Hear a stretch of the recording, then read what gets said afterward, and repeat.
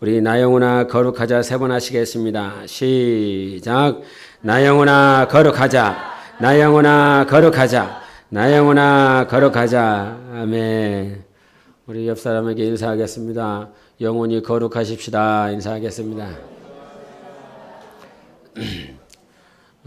영화 배우 가운데 요즘 잘 나가시는 노년 배우라고 해야 되나? 좀 이렇게 중후하신 여성 영화 배우 있더라고요. 뭐 이렇게 인터넷 치면 금방 나오시는 분인데 그분이 이런 말씀을 하셨어요. 60세가 돼도 인생은 몰라요. 나도 처음 살아보는 거니까. 나도 67살은 처음이야. 알았으면 이렇게 안 살지. 인생이 처음 살아보는 거기 때문에 아쉬울 수밖에 없고 아플 수밖에 없고 계획을 할 수가 없어. 아쉽지 않고 아프지 않은 인생이 어딨어. 내 인생만 아쉬운 것 같지만 다 아프고 아쉬워. 포기할 줄 알아야 해. 나 웃고 살기로 했어. 이것이 그분이 이제 한 70 넘으셨나? 70이신가? 모르겠어요. 확실히. 근데 한 70세를 사시고 난 다음에 자기가 인생을 사는 노하우를 이렇게 기록하면서 나 이제 웃으며 살기로 했다. 여러분은 어떻게 살기로 결심했습니까? 저도 지금 이제 청년들 찬양하고 봉사하면서 살아가고 있을 그때쯤에 지금의 제 나이 또래의 분들을 보면 저분들은 왜 이렇게 나이가 많으신 거야? 저 흰머리 봐봐. 저 주름살 봐봐. 제가 없었을 때요. 카톡을 좀 지워보세요. 그러면서 그 당시에 그분들을 보면 나하고는 전혀 다른 세상에 살고 계시는 분처럼 느껴졌어요. 같은 공간에 있지만 요즘 뭐 청년들이 저를 볼 때 그런 생각을 할 수 있고 여러분을 보면서 중장년의 여러분들을 보면서 그런 마음들을 가지고 있을 수 있습니다. 니들은 안 올 것 같지? 반드시 온다. 주님이 오시지 않는 이상 반드시 온다. 그런데 그 나이 또래 되시는 분들을 보며 살다가 이제는 제가 그 나이가 됐습니다. 근데 이분이 말씀하신 것처럼 67을 이분은 뭐 2번, 3번 겪어본 분이 아니라 처음 겪고 계시잖아요. 지금 70이 되신 분도 있으시고 80이 되신 분도 있으시겠지만 그 70살을 전에 한번 겪어봤기 때문에 나 이제 70이 되면 어떻게 할 수 있을 것 같아. 80이 되어보면 이제 뭘 준비해야 될 것 같아. 이런 계획이나 사고, 생각들 자체가 없잖아요. 오늘 주어졌기 때문에 오늘을 살아내는 것이고 어떻게 하면 잘 살 수 있을까라고 하는 고민과 염려를 할 뿐이지요. 근데 이분의 인생관의 마지막은 그거였어요. 이분이 젊었을 때, 처녀 때, 가정을 이루고 자녀들을 낳았을 때에 뭐 영화 배우였으니까 그래도 잘 살았지 않겠어? 부자로 살지 않았겠어? 좋은 환경 가운데서 살지 않았겠어? 라고 그저 막연하게 생각하실 수 있겠지만 참 힘이 들고 어려운 시간들을 이분의 가정을 보면 그렇게 살아왔더라고요. 그러면서 마지막으로 하는 건 나 웃으며 살기로 했다. 여러분은 어떻게 살기로 결정하셨습니까? 이분은 이 삶에 대한 이 세상을 살아가고자 하는 자기만의 관점, 가치관, 세계관을 이렇게 이른 데서 결정을 했습니다. 세상에는 많은 관점들이 있더라고요. 가치관이, 세계관이 있더라고요. 동양인이 가지고 있는 가치관, 세계관, 서양인들이 가지고 있는 것. 또 같은 공간, 같은 시대를 살아가고 있는 사람에도 불구하고 남성이 가지고 있는 그 세계관과 여성이 가지고 있는 그 세계관이 또 다릅니다. 여러분이 남성으로 태어났는데 만약에 그럴 일이 없겠지만 다음에도 남성으로 태어날 수 있다라고 한다면 남성으로 태어나시겠습니까? 물어봤을 때는 대답을 하는 거예요. 여성으로 태어날 수 있다라고 그런다면 다시 여성으로 태어나시겠습니까? 그것은 지금 내가 가지고 있는 남성과 여성의 세계관, 가치관이 아마 다음 생애에 그러한 일이 꼭 주어진다라고 한다면 그럴 일이 100% 없겠지만 그러한 세계관, 그러한 가치관이 미래까지, 비전까지, 삶까지 결정하더라 이 말입니다. 하나님이 욥을 통해서, 욥기를 통해서 여러 가지 관점이 있는 것을 우리에게 보여주셨어요. 하나님이 창조한 천사, 특별히 타락한 사탄이 욥을 가지고 있는 관점은 어떤 관점이었냐면 얘는 기복적인 신앙을 가지고 있습니다. 그렇죠? 사탄이 가지고 있는 욥을 향한 관점이에요. 그래서 얘는 잘되고 형통하고 좋은 자리로 가면 하나님을 그렇게 예배하고 찬양하고 기뻐하고 감사할 수 있는 그런 신앙을 가지고 있는 사람입니다. 라고 하는 사단의 관점이 있어요. 그래서 하나님께서 그 사단에게 내어주시면서 욥을 시험하게 하시는데 그 시험 당하고 있었던 욥의 삶 가운데 새 친구들, 너무나 잘 아는 친구들, 교제하고 사귀고 제사하고 예배하고 그가 무슨 생각을 하고 있는지, 그는 어떤 지위에 있는지 너무나 잘 아는 새 친구들이 와서 그 욥을 향한 그들의 세계관인 거죠. 관점을 뭐라고 얘기를 하냐면 지금 하나님이 시험하신 이 시험의 결과로 인하여 가정이 파탄이 나고 그 아내와 말할 수 없는 충돌이 있고 자녀들이 죽고 전 재산이 몰락할 수 있었던 원인은 바로 하나님 앞에 그렇게 살았기 때문에 이와 같은 결과를 맞이했다라고 하는 사자성어 뭐죠? 이렇게 살았기 때문에 이러한 결과를 맞이했어요. 예, 인과응보의 신앙을 가졌다라고 표현을 합니다. 사단이 가진 욥을 향한 관점은 기복신앙적 신앙을 가지고 있다. 그 관점을 가지고 있고 욥의 세 친구들은 이 욥은 인과응보 이렇게 살았기 때문에 이런 결과야. 죄를 범했기 때문에 이런 결과를 맞이하는 것이었어. 그 전에 왜 얘가 복되고 잘되고 형통한 그러한 삶을 살아갈 수 있었냐면 그렇게 또 하나님 앞에 살았으니까 잘 될 수 있었던 것이지 종교주의적인 신앙적인 색깔들을 그 욥에게 덧입힙니다. 이 우리가 알 수 없는 사탄도 우리를 향해서 관점을 가지고 있고 나를 잘 알고 나와 관계를 맺고 있는 신앙적 동지들도 나를 향해서 관점을 가지고 있습니다. 중년부도 마찬가지고 장년부도 마찬가지고 청년들도 마찬가지고 청년들이 때로는 으쌰으쌰 하면서 주의 사역들을 하지만 저 친구는 저런 신앙을 가지고 있어. 아니면 저 자매는 저런 신앙을 가지고 있고 장년은 그런 게 없을 것 같습니까? 많이 단련이 됐기 때문에 안 좋은 쪽으로요. 부정적으로. 저 집사는 저런 신앙이네. 저 권사는 저런 신앙이네. 라고 하는 관점을 가지고 있습니다. 사탄도 가지고 있었고 신앙의 동지들도 그렇게 가지고 있었는데 하나님은 그럼 우리를 향해서 어떠한 관점을 가지고 있었을까? 그리고 결과적으로 욥기를 통해서 우리에게 말씀해 주신 그 말씀을 보면서 하나님이 우리에게 가지고 계신 그 관점을 한번 살펴봤으면 좋겠습니다. 욥기 보여주세요. 같이 읽어보겠습니다. 시작.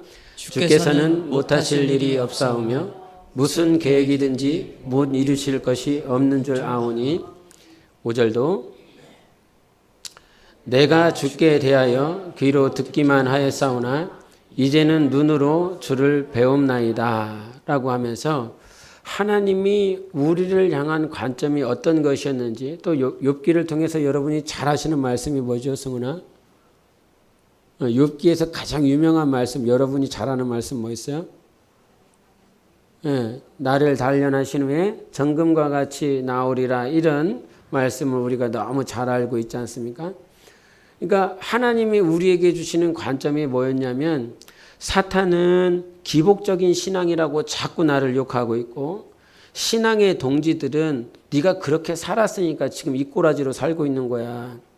예수를 믿고 있지만 오늘도 네 꼬라지를 한번 봐봐. 네 가정을 봐봐. 네 육체를 한번 봐봐. 네 자녀들을 봐봐. 네 삶을 봐봐. 너 비전 있냐? 너 사명 있냐? 네 자녀들은 어떻게 꼬라지가 잘 되어져 가고 있냐?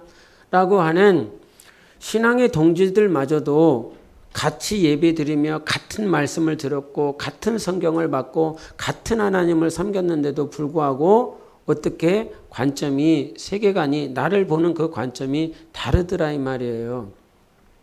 그런데 하나님께서 욥을 이렇게 살펴봤을 때 욥을 왜 그와 같이 힘이 들고 고통스러운 환경 가운데 넣게 하셨습니까? 나를 단련하신다는 것입니다.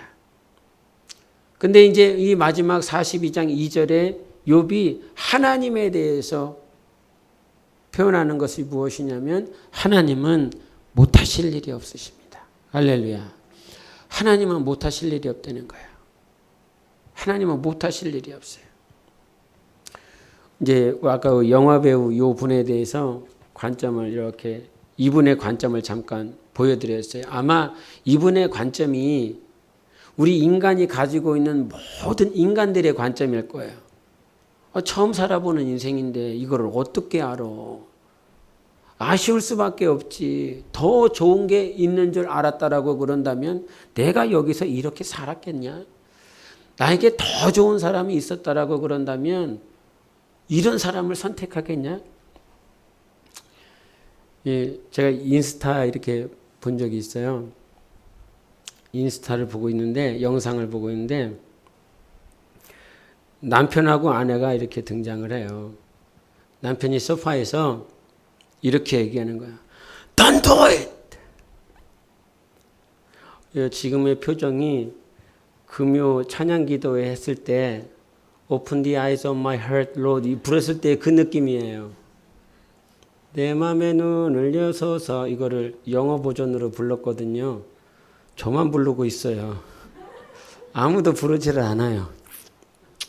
그 느낌인데 그 남편이 던듯 막 이렇게 소파에 앉아서 던듯 막 너무 아쉽게 던듯 그러니까 주방에 있던 와이프가 깜짝 놀라가지고 What's wrong with you watching? 이렇게 하는 거예요. 나오면서 그래갖고 와이프가 딱 나와서 그 말을 하니까 남편이 뭐라고 그랬냐면 Our wedding video 이렇게 얘기한 거예요. 알아들었죠? 네, 뭐라고 그랬냐면 하지마 이게 스크린을 보면서 남편이 소파에 앉아갖고 하지마 하지 말라고 이렇게 한 거예요. 그랬더니 주방에 있던 와이프가 깜짝 놀라갖고 뭘 보는데 그래 깜짝 놀라면서 온 거예요. 그랬더니 그 남편이 하는 말이 우리 결혼식 비디오를 보고 있어 이 얘기를 한 거예요. 참 재미 더럽게 없게 얘기를 해요. 원래는 재밌는 영상인데 말을 이렇게 징그럽게 못해요. 그러니까 알아서 들으세요. 그러니까 그 남편은 시간이 지나 보니까 뭔 얘기를 하는 거냐면 시간이 지나 보니까 지금 살고 있는 이 와이프보다 와이프가 좋은 건지 안 좋은 건지 잘 모르겠어요. 그 사람의 심정을 직접 안 들여봐서 송건 집사님 그렇게 할 것 같아요. Don't do it! Don't do it! 하지 말라고. 근데 나에게 혹여나 더 좋은 사람이 있다라고 하는 사실을 내가 미래에 가봤어, 장래에 가봐서 알았다라고 그런다면 지금 사람을 만나야 되는 거죠. 어디 뭐 웨딩 박람회 갔다 왔다는 것 같은데. 네. 내가 미래를 살아보지 않았기 때문에 오늘 내게 주어진 이 상황에 최선을 다하고 살아가는 줄 믿습니다. 인생에 아쉬운 것도 많고 포기한 것도 많고 할 수 없는 것들도 많고 그러면서 이분이 결정한 건 나 이제 웃으며 살기로 했어 라고 하는 가치관이 얼마나 좋은 가치관이에요. 얼마나 좋은 관점이에요. 웃으면서 살기로 하겠다는데 여러분 예수를 믿으면서도 웃으며 살아가고 계십니까? 네? 웃고 살고 계십니까? 웃을 일이 없어 막 이러면서 살고 있지는 않습니까? 웃을 일이 있어야 웃지. 그죠, 집사님? 웃을 일이 있어야 웃지. 그래서 웃으면서 웃을 일이 없는 상황이지만 이분이 이렇게 웃으면서 살기로 했다라고 하는 건 오히려 그리스도 안에 있는 우리가 배워볼 만한 행동 방식이라 이 말이에요. 사고 방식이라 이 말이에요.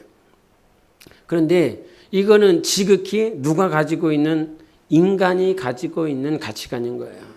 인간이 정말 겪고 고통과 고난을 다 겪어보고 난 다음에 가질 수 있는 관점이라 이 말이에요. 욥을 바라보면서 가지고 있었던 그 관점 3가지를 얘기를 했어요. 나를 너무나 잘할 것 같은 영적 존재, 그것이 천사일 수도 있고 귀신일 수도 있고 또 사단일 수 있어요. 그리고 나를 가장 잘하는 믿음의 영적 동역자들일 수도 있어요. 그러나 그들의 관점은 100% 맞다 틀리다? 맞을 때도 있겠지만 거의 다 틀리다. 오직 맞는 관점, 유일한 내가 의지하고 소망을 가져야 될 관점은 하나님께 있다라고 하는 것이죠. 하나님이 나를 향하여 가지고 있는 그 관점, 그리고 하나님이 교회를 향하여 가지고 있는 그 관점, 하나님이 내 동역자들을 향하여 가지고 있는 그 관점, 나는 잘 모르거든요. 그런데 하나님은 아십니다. 하나님만이 우리에게 우리를 향한, 나를 향한, 그리고 전 인류와 전 인간의 역사를 향한 하나님의 그 가치관이 유일하게 맞는 것입니다. 그래서 웃으며 사는 것도 나를 위로할 수 있고 나에게 긍정적인 에너지를 줄 수 있지만 그보다 더 인간이 가질 수 있는 긍정적인 가치관보다 내가 오늘 가져야 될 가치관과 관점은 하나님이 우리를 향하여 가지고 있는 가치관, 관점, 그분의 마음, 그분의 계획이 무엇인지를 알아야 된다라고 하는 것입니다. 오늘 여러분이 잘 아는 이 다니엘서에 120도 아니면 때로는 이 에스더 시대 때에는 127도를 다스렸다라고 하는 이 제국 페르시아가 나와요. 이 페르시아가 나오는데 이 페르시아 밑에 127도 아니면 120도 거의 인간 이 지구의 3분의 1 이상을 제국으로 다스렸었던 페르시아에 많은 고관들, 정치인들, 율법사들, 많은 신하들이 있지 않겠습니까? 그런 신하들 가운데서 하나님께서 이 다리오를 통해서 다니엘을 총리로 세우자. 이 총리를 세운다라고 하는 것은 어느 한 지역, 어느 한 나라의 총리를 세우는 것이 아니라 전국을 이 제국을 총괄하는 총리로 다니엘을 세우자라고 하는 그 계획과 그 결정을 했어요. 근데 그 밑에 있었던 신하들이 도저히 이는 원래 페르시아 사람이 아니에요. 바사인이 아니라 이 말입니다. 이스라엘에서 쫓겨온 포로 신분의 사람이었는데 이 사람이 어떻게 온 제국을 다스리는 총리가 되겠느냐라고 하는 시기가 가득 찼죠. 질투, 분노함들이 그들 안에 가득 차서 다리오에게 한 법령을 만들자고 이거는 바꾸지 말자고 30일 동안 왕 외에 다른 신이나 다른 어떤 존재에게 기도하지 못하도록 구하지 못하도록 찾지 못하도록 하는 30일 동안 그 법령을 만들자라고 말을 합니다. 그것이 만들어졌고 결국은 오늘 본문 가운데 이 다니엘이 중심에 서 있습니다. 여러분 다니엘의 모양을 잘 보면 이 바벨론의 느부갓네살 밑에 있었습니다. 그리고 페르시아 왕이었었던 고레스 밑에 있게 되고 그 다음에 오늘 본문에 나와 있는 다리오 왕 밑에도 있습니다. 잘 보세요. 바벨론의 큰 제국을 만들었었던 그 바벨론. 그래서 다니엘서에 등장했을 때 내가 이 나라를 만들었느니라. 내가 이 바벨론을 만들었느니라. 이것이 나의 힘이요 나의 능력으로 만들었다라고 하는 느부갓네살이었고요. 고레스는 마찬가지죠. 페르시아를 전 제국을 만들었으니까요. 어떻게 보면 인간 역사 가운데 가장 위대한 왕 밑에서만 다니엘이 살았어요. 세상을 살다 보니까 우리는 세상의 중심 안으로 막 들어가려고 그래요. 정치권에 있는 사람들도 마찬가지지 않습니까? 이 정치권 저 울타리 밖에 있다가도 시간을 내서 돈을 들여서 열정을 다해서 자기 가족들의 온 헌신을 다해서라도 이 정치권 중심 안에 들어가려고 그럽니다. 경제인들도 마찬가지고 이 경제 중심 안으로 들어가려고 그럽니다. 그런데 다니엘은요, 포로의 신분으로 이 바벨론 땅, 페르시아 땅에 왔지만 어느 순간 보니까 이 세상 역사 가운데 가장 중심 안에 들어가 있어요. 한 번도 중심 밖으로 벗어난 적이 없어서요. 느부갓네살을 그가 섬길 때에도 중심 안에 있었고, 고레스 왕 밑에서도 중심에 있었고, 다리오 왕 밑에서도 그 세상 중심에 있었다 이 말입니다. 정치적으로, 경제적으로, 문화적으로, 사회적으로 이 세상의 모든 중심 안에 들어가 있어요. 우리는 그 중심 안에 들어가고 싶어서 뭔가 배우고 돈을 벌고 있고 힘을 다하고 있는데, 이 사람은 어느 순간 중심 안에 들어가 있어요.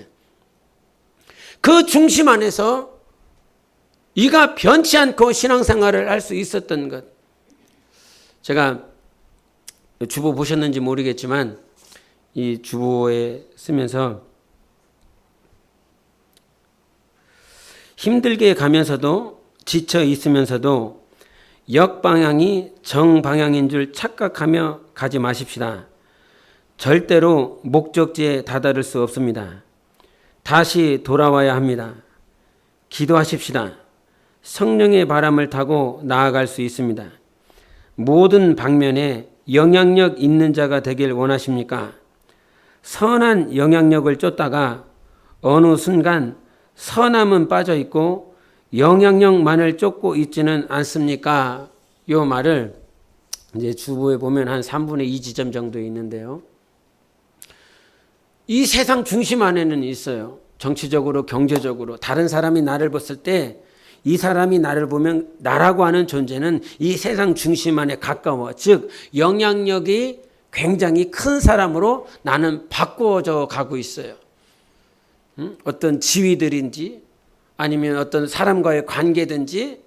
그래서 마치 고레스 왕 앞에 붙어 있고 느부갓네살에 붙어 있고 사장 옆에 가장 붙어 있는 사람이고, 조금만 지나면 내가 사장도 될 수 있고라고 하는, 어느 공동체든지 사회든지 국가든지라고 하는 그 중심 안에 더 가까이 들어가고 있다 이 말입니다.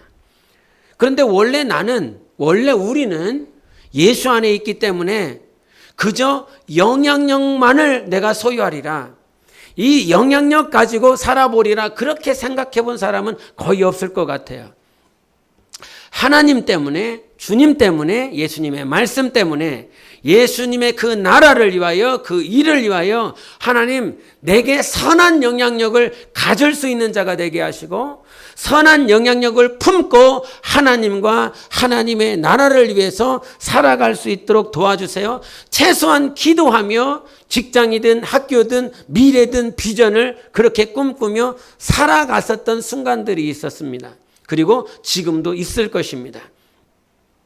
그런데 역방향과 정방향을 얘기하는 것은 그저 어떤 앞쪽으로 갔네 뒤쪽으로 갔네의 문제가 아니라, 지금 내가 어느 비전, 어느 생각, 어느 말씀을 붙들며 살아가고 있는지. 영향력은 있는데, 지위는 있는데, 물질은 있는데, 지식은 있는데, 오늘도 내 안에 하나님의 선한 뜻이 없어요. 하나님의 선한 계획이 없어요. 이것이 무엇이냐? 정방향이 아니라 역방향이라는 거예요. 나는 세상의 중심을 향해서 더 가까이 나아가고 있어요. 사람들은 나를 칭송합니다. 느부갓네살을 칭송했습니다. 고레스를 칭송했습니다. 다리오를 칭송했습니다. 많은 사람들이 역시 다니엘 역시 칭송했습니다. 왜? 세상 중심에 붙어 있으니까요. 그런데 세상 중심에 붙어 있지만 이 중심에 붙어 있었던 다니엘을 보시며 많은 사람들은 시기하며 질투하며 다니엘을 바라봅니다. 질투의 대상인 거지요. 다리오에게는 이 다니엘이 가장 총애하고 신임할 수 있는 인물인 거예요. 다리오의 관점과 그 신하들이 가지고 있는 그 관점이 또 다른 거지요. 그런데 여기서 하나님의 관점은 무엇입니까? 하나님은 어떤 관점으로 다니엘을 보고 계시고 있습니까? 내가 너한테 영향력 줄게. 너 세상 중심에 서라. 이것이 아니었어요. 코로나 때문에 헌법의 종교의 자유보다 보건법이 더 중심에 섰었던 시간들이 있습니다. 법이 사람의 인식들 가운데서 생각 가운데서 종교의 자유, 헌법으로 보장되어 있었던 가장 강력하고 가장 큰 법이 코로나라고 하는 이 바이러스 때문에 이 가장 위에 우선되어야 할 법이 하위 법으로 바뀌어졌습니다. 그냥 코로나로 인하여 보건법이 더 중요하게 생각되어졌다라고 하는 사실이 아니라 이 세상의 법 자체를 하나님께서 사람들의 인식을 통해서 생각을 통해서 보건법을 더 높여놨어요. 다니엘 시대 때에도 법이 바뀌었습니다. 법을 바꿔놨습니다. 왜 그랬을까요? 다니엘 시대의 법은 왜 바뀌었습니까? 이 코로나 시대를 살아가고 있는 우리들에게 헌법보다 이 보건법이 더 중요하다라고 인식을 시켜놨습니다. 왜 그렇습니까? 많은 사람들의 인간의 관점이 있습니다. 그리고 정치인들이 바라보는 관점들이 있습니다. 경제인들이 바라보는 관점들이 있습니다. 그리고 신앙을 가지고 있는 사람들의 관점이 있는데 이것 또한 다 다르더라고요. 욥의 친구들처럼. 동일하게 예수는 믿고 있지만 그 예수를 믿음과 동시에 믿음이 천양지차로 다 달라요. 아비의 청년의 아이의 믿음이 저마다 다르니까요. 그런데 하나님의 관점이 도대체 무엇인지를 우리는 알지 못하고 아이니까 너는 그렇게 해도 되고 청년의 믿음이니까 너는 그렇게 해도 되고 아비의 믿음이니까 너는 그렇게 해도 된다가 아니라 하나님의 관점은 도대체 무엇이냐라고 하는 것이지요. 지금까지 신앙생활하면서 가장 무엇과 싸웠느냐라고 한다면 인본주의 관점과 신본주의의 관점, 그것 가지고 싸우는 것 같습니다. 인간의 관점은, 인본주의의 관점은 사람을 위로합니다. 평안케 합니다. 사람을 좋게 합니다. 기쁘게 만듭니다.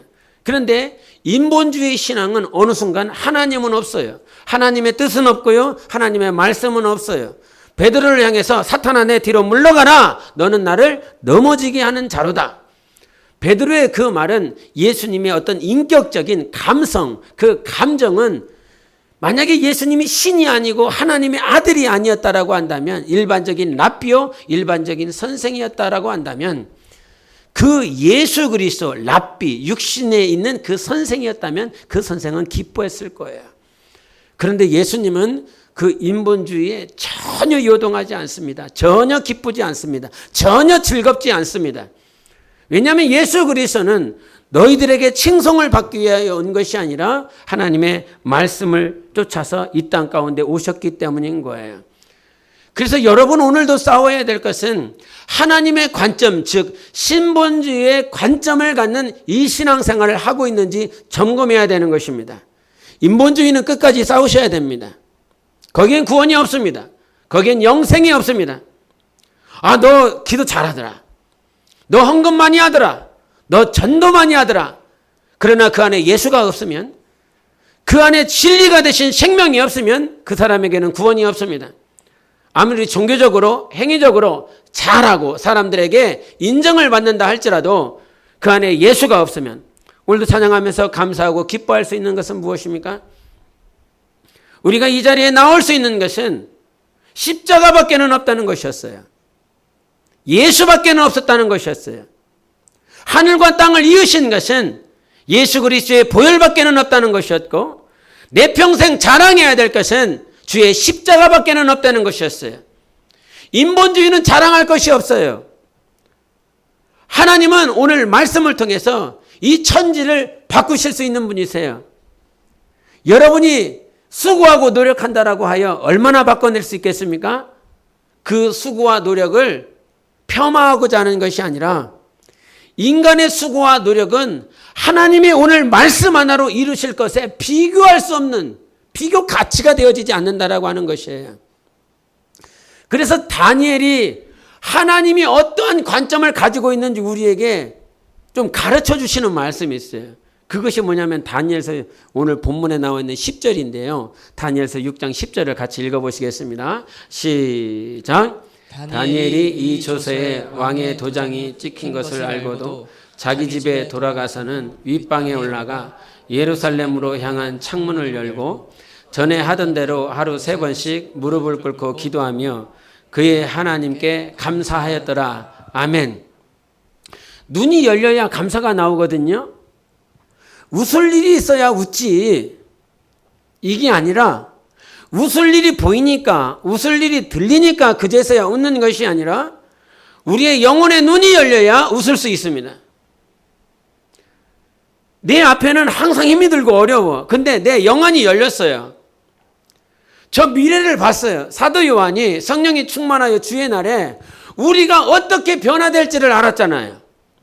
밤모섬에서 유배돼서 포로로 그렇게 끌려가 있어서 언제 죽을지 모르는 그 밤모섬 땅에서 유배된 땅에서 그렇게 홀로 지내고 있었을 때에 성령이 충만하여 내가 어떻게 변화될지가 보여지니까 계시가 예언이 성령으로 보이니까 그는 충만하여 아 내가 이렇게 되는구나.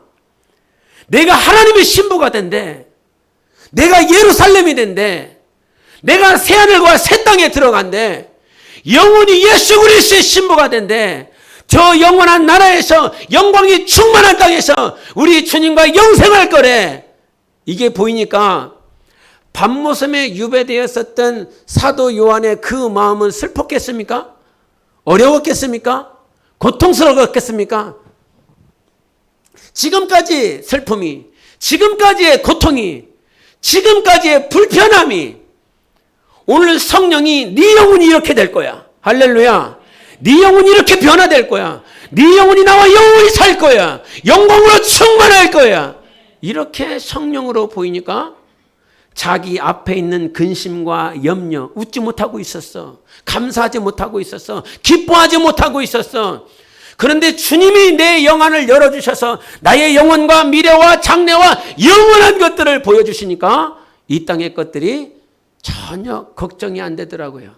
그때부터 웃기 시작하는 겁니다. 그때부터 웃는 것입니다. 그때부터 웃는 거예요. 그때부터 진짜 웃을 수 있는 거예요. 주님이 열어주시면 오늘 다니엘이 다 죽이겠대요. 저 전국을, 이 제국을 관할할 수 있는 총리 자리에 올라놨었던 그 다리오의 왕의 마음, 총애를 받잖아요. 신임을 받잖아요. 내가 회사에 들어갔는데요. 내가 학교에 들어갔는데 교수가 나를 신임을 해요. 나를 총애를 해요. 직장에 갔더니 사장이 너 일 잘한다고, 너 능력 있다고, 너 달란트 있다고, 너 성실하다고, 너 이렇게 정말 참 기쁨이 된다라고 그러면서 막 나를 총애해주고 정말 신뢰해줘요. 다니엘의 그 상황이 그건 거예요. 그 어떤 신하들보다 나를 총애하여 전 이 제국을 총괄할 수 있는 총리 자리에다가 올려놨는데 일순간 그 왕의 총애와 신뢰를 철저하게 박살내야 되는 상황이 왔어요. 여러분은 무엇을 선택하시겠습니까? 나를 그렇게 신뢰해 주는 거예요. 나를 그렇게 너 잘 될 수 있을 거야. 너 조금만 있으면 내 자리 줄게. 내 조금만 있으면 내 자리는 네 자리야. 네가 모든 것들을 다 관할할 수 있게 해줄게. 그렇게 나를 사랑해주고 총애하는 그 다리오, 사장, 교수, 나를 인도해주는 인도자, 그 앞에서 그의 마음을 철저하게 짓밟아야 되는 상황에 왔어요. 세상 중심에 있다 보니까 세상 왕은 나를 사랑해요. 그런데 다니엘은 여기서 뭐라고 말을 하냐면 감사하더라는 거죠. 왜? 예루살렘으로 창문을 내고 하나님 앞에 하루 3번씩 무릎 꿇고 기도하며 하나님 감사합니다 라고 하는 거예요. 감사 언제 할 수 있어요? 다 죽이겠다라고 그러고 이 마음이 얼마나 불편한지 몰라요. 군대에 갔더니요. 훈련을 끝냈어요. 가장 힘든 훈련을 끝냈어요. 유격훈련을 끝내고 왔어요. 모든 전 부대원들이 유격훈련하고 난 다음에 그 어떤 텐트라든지 아니면 군화라든지 온 소대, 중대, 대대를 다 청소하고 있어요. 막 땀을 펄펄 흘려가면서 병장 밑으로 상병은 다 상병 밑으로 다 땀을 뻘뻘 흘리게 하면서 청소하고 막 그러고 있어요. 근데 주일이에요. 주일인데 벨이 울렸어요. 종교 행사 갈 사람. 이등병 이제 막 부대 배치 받은 사람이 막 다 부대가 난리예요. 난리. 청소하느라고 난리. 근데 종교 행사 갈 사람 이병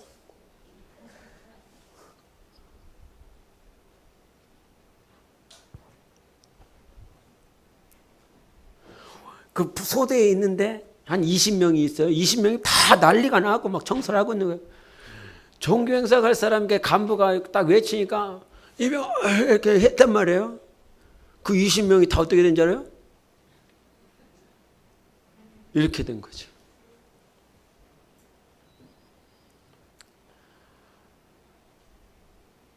상병이든 병장이든 나의 동료든 그 부대 내에서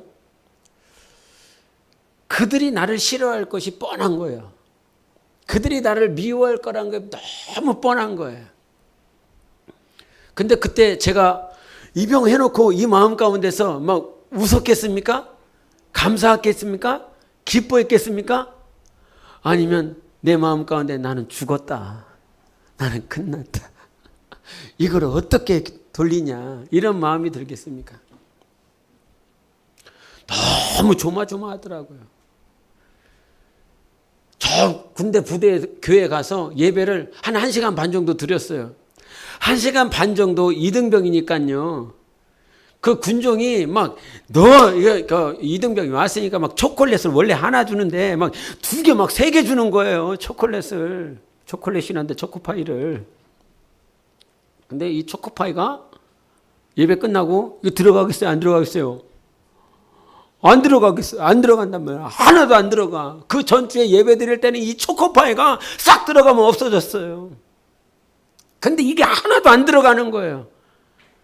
부대가 이게 오르막길에 있는데 부대 올라가는 그 길이 얼마나 먼지. 제발 주님이 오시어라. 주님 오시옵소서. 이 부대에 못 들어가겠는 거예요. 내가 또 이 사람들을 어떻게 봐야 되나. 막 너무 무서운 거예요. 근데 지금 보면 이렇게 싸대기를 때려가면서 너 왜 그때 왜 그랬냐고 할 수 있겠는데 그 당시에는 정말 너무 무섭더라고요. 올라갈 수가 없겠더라고요. 그 당시에 저는 감사할 수 없었어요. 그런데 시간 지나 보니까 영안이 열리면 하나님이 나를 어떻게 인도하고 계시는지 알면 우리는 감사할 수 있는 것입니다. 느부갓네살을 통해서 경험을 했어요. 고레스를 통해서 경험을 했어요. 이제 다리오 왕 앞에서 이가 아는 거지요. 욥이 고난을 통해서 하나님은 전능하셔. 하나님이 죽으신 것이 아니야. 하나님이 나를 모르는 것이 아니야. 지금 계속 인도하고 계시는 것이야. 라고 하는 이 사실이 보이니까 다리오의 총애를 짓밟아야 되고 많은 고관들과 신하들은 자기를 죽이려 하고 하는 이 세상 법을 바꿔가면서 나를 죽이려고 한다 이 말입니다. 세상 법을 바꿔가면서 코로나 시대에 여러분을 죽이려고 합니다. 여러분의 믿음과 여러분의 신앙과 예수님을 향한 열정들이 오늘도 식어지도록 만들 사단은 세상은 그와 같이 법을 바꿔가면서 우리를 공격합니다. 그 법이 바뀌어졌었던 그때의 다니엘은 오직 하나님 앞에 예루살렘을 향한 창문만 엽니다. 집이 얼마나 좋았겠어요, 여러분. 집에 가면 집 좋은 데 사는 사람들은 창문이 여러 개 있을 거 아니겠습니까? 단칸방인 사람들은 창문이 하나 있으려나요? 정리로 살아가고 있었던 그에게는 여러 창문이 있었을 것입니다. 여기서 윗방이라고 하는 것은 다락방이고 그에게는 기도의 방입니다. 동서남북을 향하여 열릴 수 있는 수많은 창문이 있지만 그는 오직 한 창문만 엽니다. 그 지리적으로 지역적으로 보면 이 페르시아 바벨론은 오른쪽에 있었고 이스라엘은 이 서쪽에 있었기 때문에 서쪽 창문을 연 것이지요. 서쪽을 향한 창문만 여는 거야. 그리고 오로지 서쪽 창문을 열었다라고 하는 건 나는 하나님만 보겠다는 것입니다. 주님만 보겠다는 것입니다. 주님만 봐야 감사가 나온다는 거예요. 주님만 봐야 내가 감사가 왜 감사해야 될지를 알 수 있다라고 하는 사실이에요. 그런데 우리는 내 삶 가운데 동서남북에 있는 모든 창문을 열어놓고 다리오의 시선을 내가 어떻게 맞닥뜨려야 되나? 이 신하들, 이 고관들이 나를 어떻게 대해야 될지에 대한 고민과 염려, 왕을 향한 염려, 백성을 향한 염려, 수많은 염려들을 창문을 다 열어놓고 모든 생각과 마음들을 다 그쪽으로 열어놓고 있어요. 그런데 그렇게 해서 우리는 살 수 없습니다. 이 영화 배우가 나 이제 웃으며 살기로 했어 라고 하는 이 고백을 여러분이 바꿔냈으면 좋겠어요. 나는 오직 예루살렘 창문만 열면서 살 거야. 할렐루야. 나는 예루살렘 창문만 연다. 오직 그 창문만 열면서 살아갈 수 있을 거야. 그래서 수많은 염려와 걱정과 근심이 있지만 그 걱정의 창문을 열지 마세요. 염려의 창문을 열지 마세요. 오늘 전지전능하신 그 하나님의 창문만 여세요. 열왕기하에 보면 아람 군대가 옵니다. 그 아람 군대가 사마리아 땅을 다 집어삼키기 위하여 옵니다. 근데 누구에게? 엘리사에게 아람 왕이 이쪽 지역으로 올 거니까 이쪽 지역을 대기시켜라. 그래서 이 이스라엘 부대가 그쪽 지역을 대기하고 있습니다. 아람 군대는요 다 패배하고 돌아갑니다. 주님이 가르쳐 주시니까요. 그쪽 지역에만 가 있으면 되는 거예요. 그쪽 길에만 서 있을 수 있는 거예요. 아람 군대가 쳐들어온다라고 할지라도 하나님은 전지전능하셔서 우리가 다 이길 수 있도록 허락하시는 하나님이세요. 그래서 하나님이 여러분 삶 가운데 전지전능하심을 신뢰하시기를 예수 이름으로 축원합니다. 하나님은 전지전능하시다. 3번 하겠습니다. 시작. 하나님은 전지전능하시다. 하나님은 전지전능하시다. 하나님은 전지전능하시다. 아멘. 그래서 하나님은 전지전능하신 거예요. 우리가 창세기 4장에 보면 이 셋의 족보와 가인의 족보가 나와요. 근데 그 가인의 족보는 계속 무엇인가 열심히 삽니다. 자기들의 문명을 만들어냅니다. 근데 셋의 족보에서 누가 나오냐면 에노스가 나와요. 에노스가 나오면서 4장 25절에 이와 같이 말씀하시는데 같이 보십시다. 시작. 아담이 다시 자기 아내와 동침하며 그가 아들을 낳아 그의 이름을 셋이라 하였으니 이는 하나님이 내게 가인이 죽인 아벨 대신에 다른 씨를 주셨다 함이며 26절도 한번 보겠습니다. 이게 4장이 아닌 것 같은데요. 26절 보겠습니다. 26절 제가 읽겠습니다. 들어보세요. 셋도 아들을 낳고 그의 이름을 에노스라 하였으며 그때의 사람들이 비로소 여호와의 이름을 불렀더라. 셋의 족보 가운데 셋이 누구를 낳았냐면 에노스를 낳았어요. 그 에노스를 낳고 난 다음에 뭘 불렀냐면 여호와의 이름을 불렀더라라고 말을 하고 있어요. 가인의 족보는 세상 중심에서 세상 역사를 만들어가고 있을 때 그 가인의 족보에서는 하나님과 관련된 단어 하나도 안 나와요. 믿음과 신앙과 관련된 단어가 하나도 안 나와요. 이 말이 무슨 말인 줄 압니까? 바벨탑을 세우면 세울수록 여러분 삶 가운데 하나님은 안 보입니다. 세상 문명, 세상 중심을 향하여 나아가면 나아갈수록 여러분은 절대 하나님을 볼 수 없습니다. 그런데 셋이 누구를 낳았냐? 에노스를 낳았어요. 에노스는 아나시라라고 그래서 깨어지기 쉽다는 거예요. 약해 빠졌다는 거예요. 죽을 가능성이 너무 많다는 거예요. 지금 깨지기가 너무 쉬워. 애를 낳고 난 다음에 애를 낳기 전에는 그런 생각이 전혀 들어봤었던 생각이 없어요. 그냥 애 낳으면 다 그냥 자기가 잘 크는 줄 알았어요. 그런데 애 낳고 나니까 이제 예겸이를 보면서 둘째 때는 뭐 그럴 생각할 시간이 별로 없었는데 첫째를 낳고 이렇게 보는데 계속 눈을 보죠. 눈을 보면서 이렇게 눈동자가 왔다 갔다 하나 점검하는 거예요. 그러면서 드는 생각이 이게 손가락을 이렇게 움직이는데 어느 순간 이 손가락을 따라서 눈동자가 안 와. 그러면 무슨 생각을 하게 돼요, 권사님? 예. 눈이 이상이 있나 얘가? 박수를 쳐. 박수를 치면 왼쪽에서 박수를 치면 고갯짓을 왼쪽으로 하고 오른쪽으로 치면 오른쪽으로 해야 되는데 어느 순간 박수를 쳐도 안 쳐다봐. 지금도 애가 몇 살에 걷는지 잘 몰라요. 몇 개월에 걷는지 잘 몰라요. 그때 한 돌이 됐나 내가? 모르겠어요. 여하튼 조혜겸을 붙잡고 걸어보려고 그러는데 안 걷는 거야. 그러니까 얘가 다리를 못 걷는 애인가? 그러니까 애를 키우면서 계속 걱정했는 거예요. 얘가 제대로 성장할 수 있나? 채짓을 당해봐라. 애 낳고 당해봐라. 지금은 애를 안 낳아봐서 애 키우면 그냥 이렇게 하겠다 싶지만 애를 볼 때마다 얘가 정상이어야 되는데 그러면서 막 걱정이 되는 거예요. 근데요, 그때 드는 생각이 어떤 생각이냐면 아비지만 이 애를 어떻게 키우지를 못하겠는 거예요. 근데 이 아비보다 더 위대하신 하나님이 계시더라고요.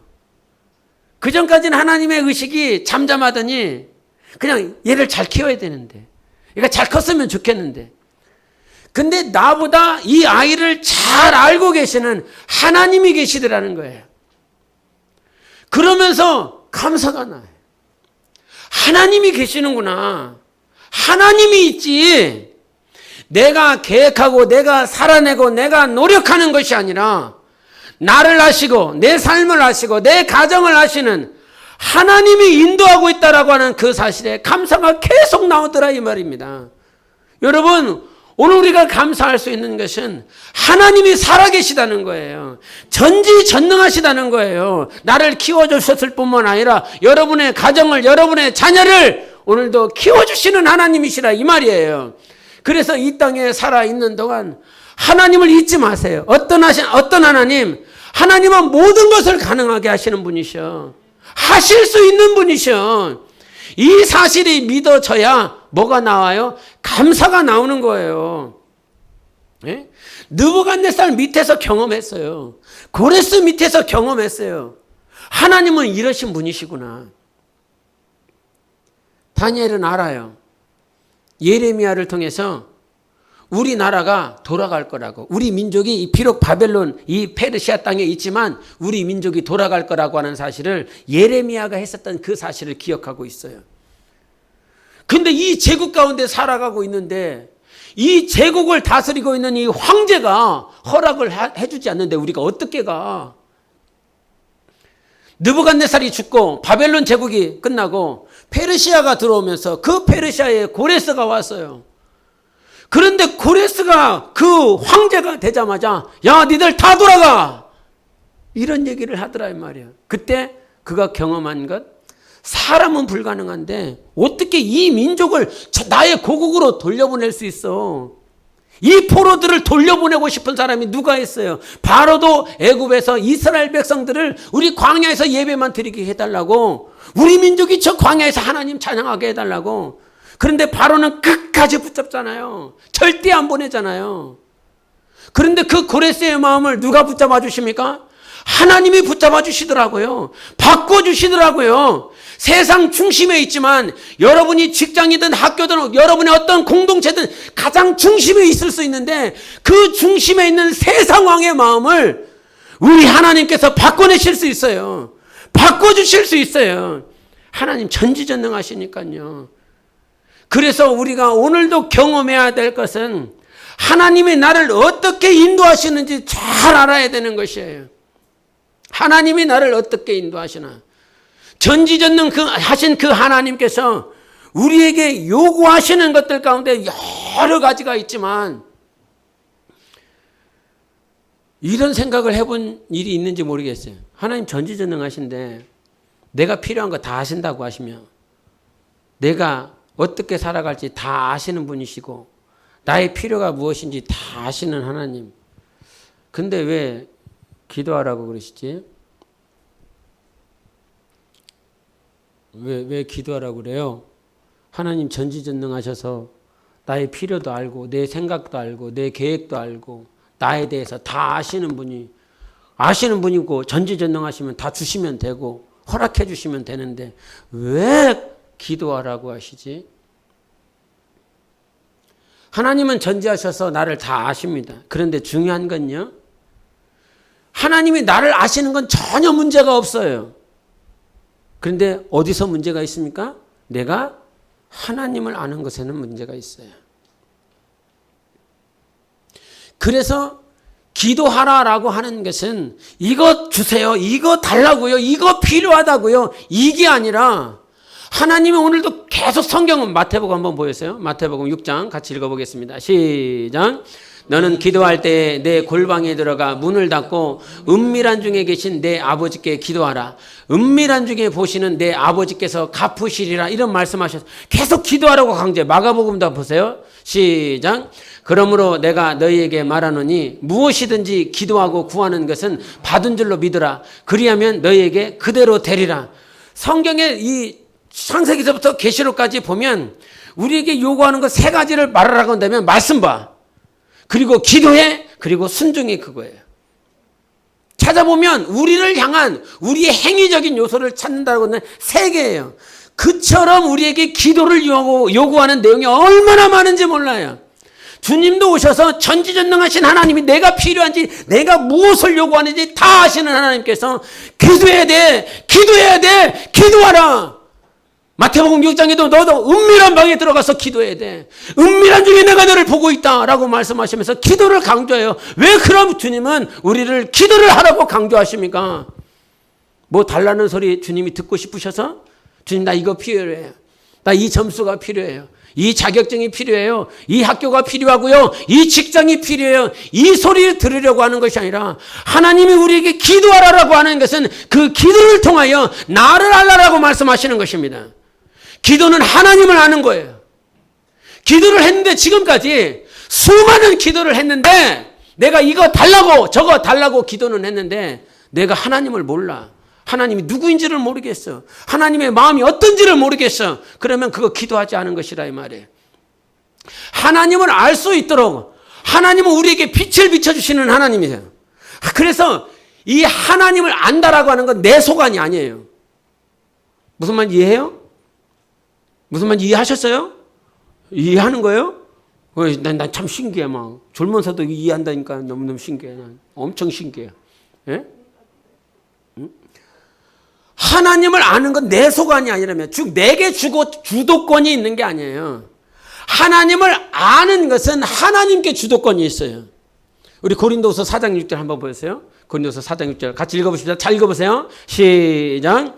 어두운데 빛이 비치라 말씀하셨던 그 하나님께서 예수 그리스도의 얼굴에 있는 하나님의 영광을 아는 빛을 우리 마음에 비춰주셨다는 거예요. 할렐루야.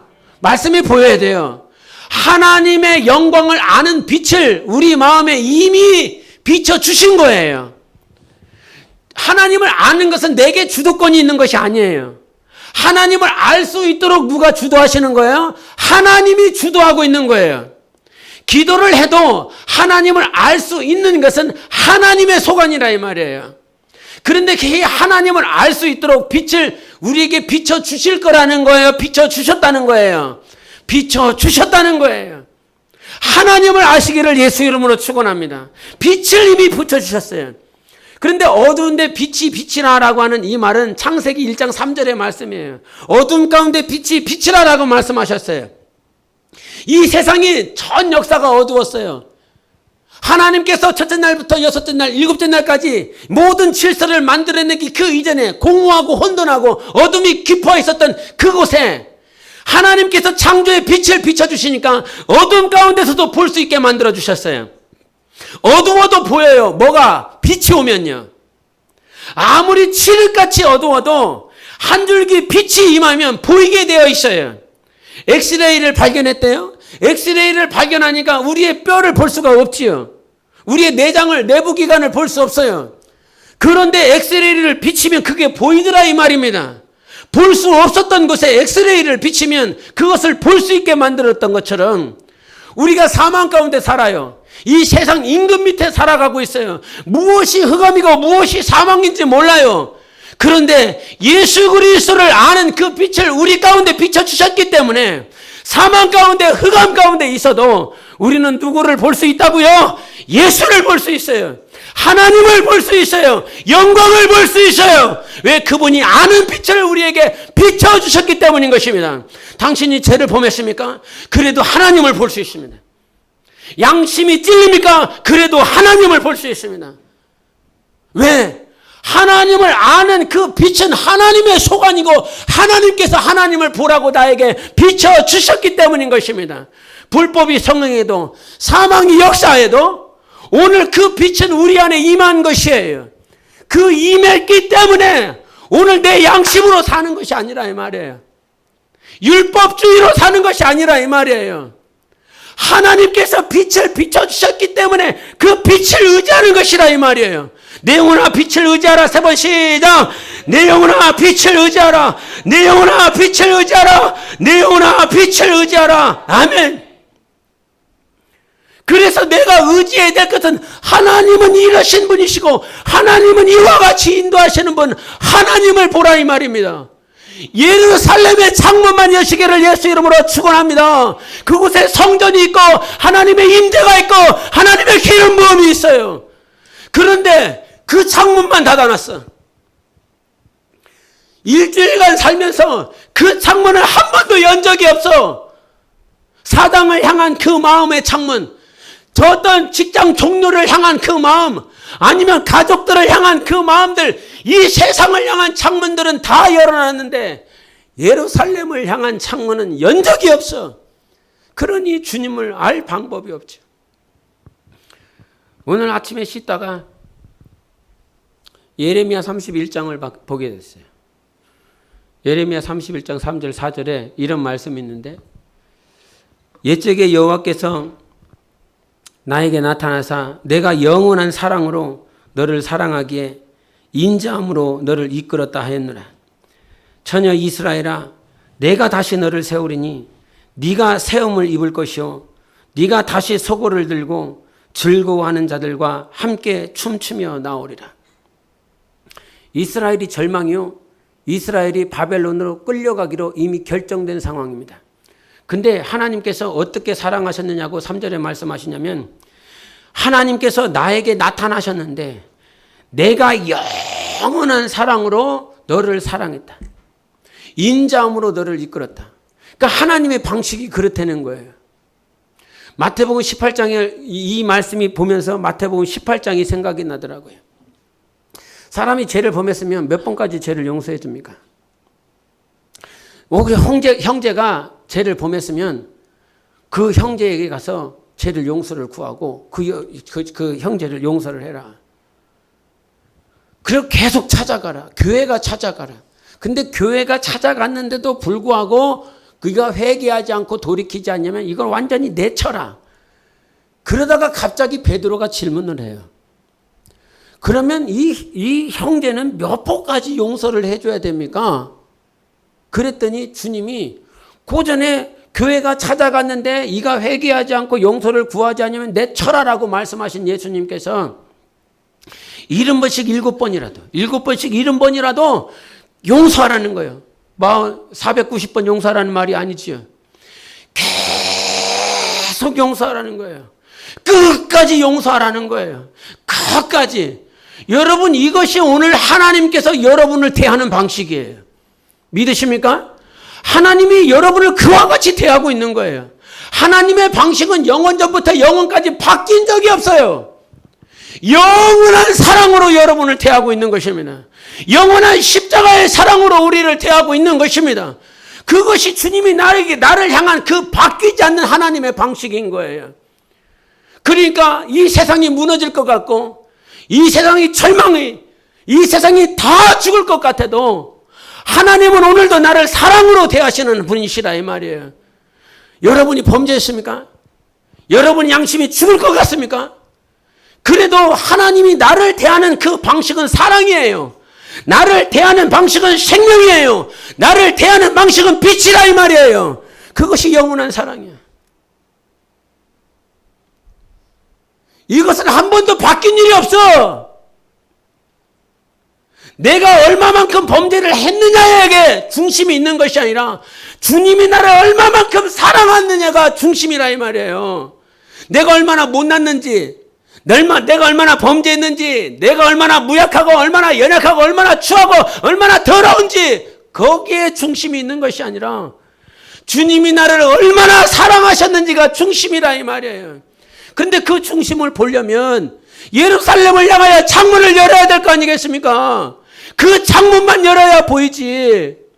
세상의 수많은 세계관, 가치관 가운데서 희석되어져서 우리의 신앙은 무너지게 되어 있습니다. 여러분 제발 힘이 들고 어려울 수 있습니다. 제가 잘나서 이런 얘기를 하는 것이 아니라 우리가 사는 방법이 그거라 이 말이에요. 하나님이 우리에게 그렇게 살라고 하는 방식을 주신 거예요. 우리가 살아날 수 있는 방식이요. 우리가 회복될 수 있는 방식이요. 4절 읽어보세요. 4절 31장 4절 시작. 처녀 이스라엘아 내가 다시 너를 세우리니 네가 세움을 입을 것이요 네가 다시 소고를 들고 즐거워하는 자들과 함께 춤추며 나오리라. 어떻게 세워질 수 있어요? 어떻게 세움을 입을 수 있죠? 어떻게 소고를 들 수 있어요? 어떻게 즐거워할 수 있어요? 어떻게 춤추며 나올 수 있어요? 내가 춤을 춰야 되겠다. 내가 즐거워해야 되겠다. 내가 세움을 받아야 되겠다. 이래서 세워지는 것이 아니라 3절에 뭐라고 말씀하셨냐면 내가 너를 영원히 사랑할 거야. 그러니까 세움을 받을 수 있고 영원한 사랑으로 나를 인도해 주실 것이기 때문에 내가 다시 일어날 수 있는 것이고 영원한 사랑으로 나를 오늘도 대우해 주시기 때문에 춤출 수 있고 소고를 들 수 있는 것이라 이 말이에요. 여러분 사랑으로 일어나세요. 그분이 전지전능하여 주셔서 우리를 사랑하여 주시는 것입니다. 우리는 항상 사랑받기를 원해요. 우리는 사랑을 줄 수 있는 능력이 없어요. 그러나 하나님은 사랑이시라 이 말이에요. 영원한 사랑으로 내가 너를 대해줄게. 영원한 사랑으로 너를 일으켜줄게. 영원한 사랑으로 내가 춤추게 만들어줄게. 영원한 사랑으로 네가 북을 들고 소고를 들고 일어나 춤추며 찬양할 수 있게 만들어줄게. 그것이 하나님이 우리를 대하는 방식인 것입니다. 하나님은 사랑이십니다.